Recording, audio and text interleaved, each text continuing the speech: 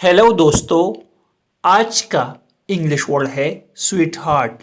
Sweet heart का क्या मतलब है, आइए सीखते हैं आज की इस छोटी सी वीडियो में। स्वीट हार्ट का मतलब है जानी, आशिक या प्यारी।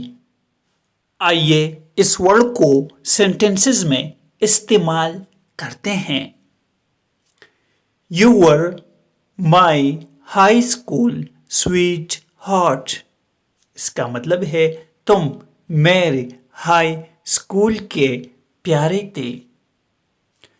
He eventually married with her sweetheart।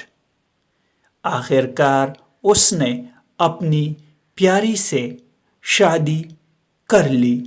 दोस्तों, चैनल को सब्सक्राइब करें और वीडियो को लाइक और शेयर ज़रूर करें।